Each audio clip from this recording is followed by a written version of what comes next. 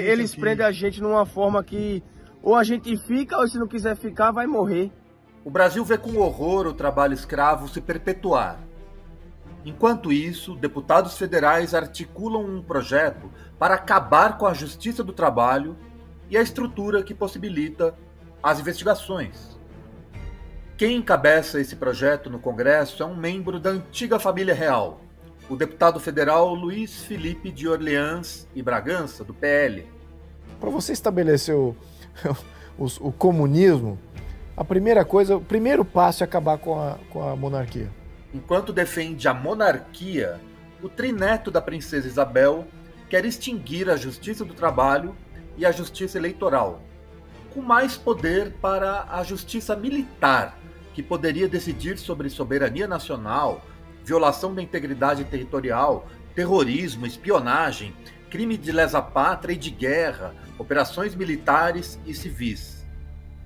Quem está de mãos dadas com o príncipe nesse projeto de implosão?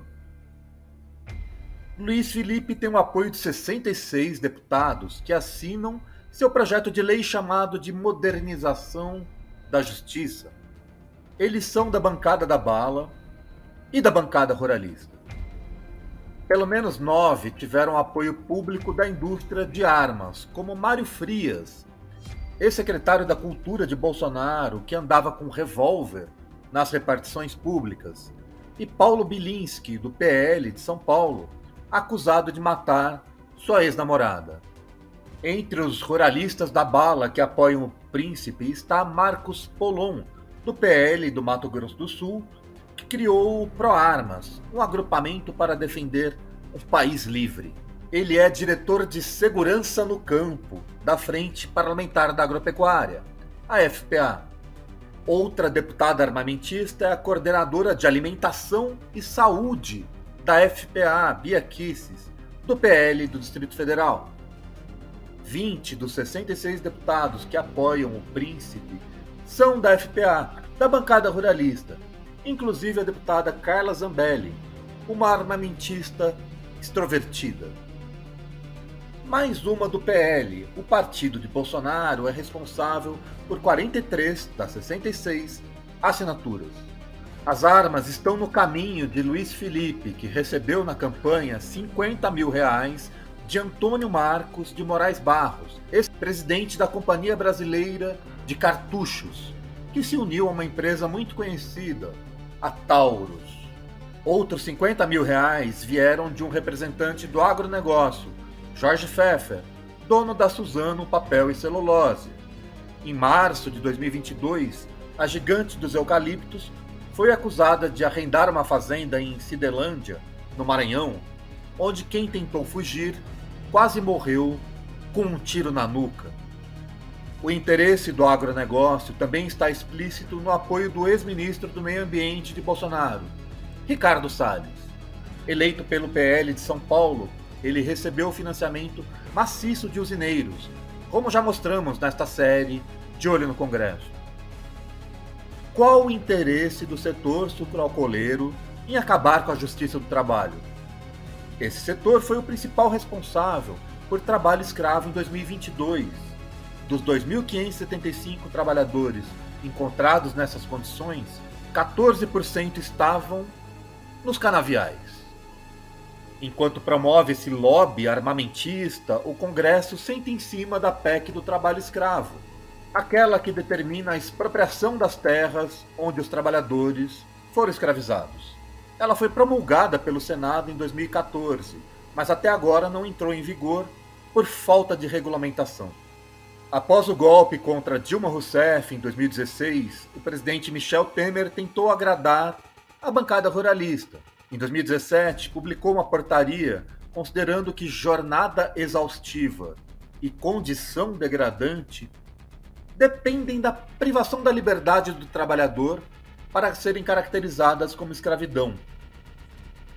O STF derrubou a portaria no mesmo ano.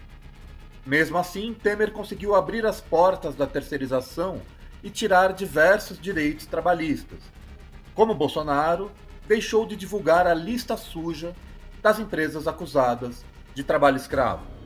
Ou seja, os parlamentares aprovaram uma emenda constitucional para inglês ver. 8 dos 60 maiores doadores individuais, o Clube do Milhão, nas eleições de 2022 estiveram envolvidos em acusações de trabalho análogo à escravidão. Foram 12.600.000, principalmente para políticos bolsonaristas.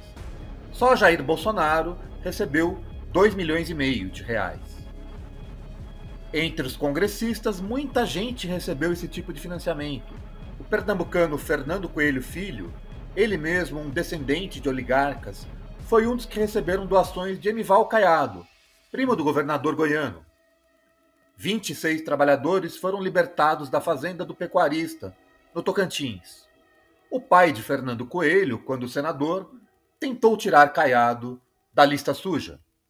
Historicamente, muitos parlamentares já foram flagrados com trabalho escravo em suas fazendas, entre eles o ex-presidente da Câmara Inocêncio Oliveira, de Pernambuco, o carioca Leonardo Picciani, o paulista Beto Mansur, o capixaba Camilo Colla, o roraimense Urzeni Rocha, o alagoano e usineiro João Lira. Esses já não estão no Congresso. Colla e Lira já morreram. Mas o matogrossense Jaime Campos continua no Senado. Ele pertence ao partido União Brasil e preside o Conselho de Ética.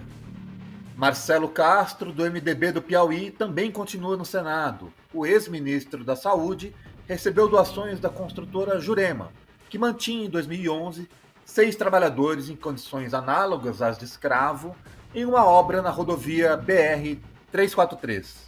Os donos da empresa eram seus irmãos. Os 2 senadores, Castro e Campos, são integrantes históricos e diretores da Frente Parlamentar da Agropecuária. Outros parlamentares têm um histórico familiar de exploração.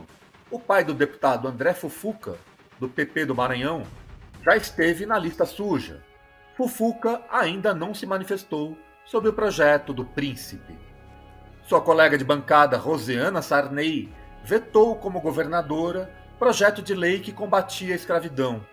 O Maranhão é um dos principais exportadores de mão de obra escravizada. Mas para alguns deputados, como o capixaba Evair de Mello, representante do setor cafeiro, a praga não é a exploração, e sim a fiscalização. Hoje nós temos uma praga, né, que são esses maus fiscais do Ministério do Trabalho que estão incentivando o desemprego. Essa é a República do Café sem olerite. Na República ou no Império, a manutenção da escravidão, do latifúndio e da desigualdade faz parte da história do Brasil. E não apenas por meio de sua elite mais patética, essa que tenta manter uma aura de nobreza.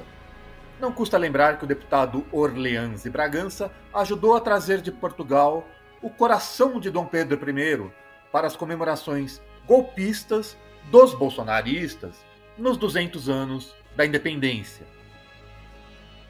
Assim como fez o ditador Emílio Médici na comemoração dos 150 anos, quando trouxe ao país o corpo de Dom Pedro para o mausoléu às margens plácidas do Ipiranga. A história do Brasil se repete como bucha de canhão. Muito especial esse dia, muito especial essa recepção. Vamos lembrar que isso aqui é mais raro do que passagem de cometa.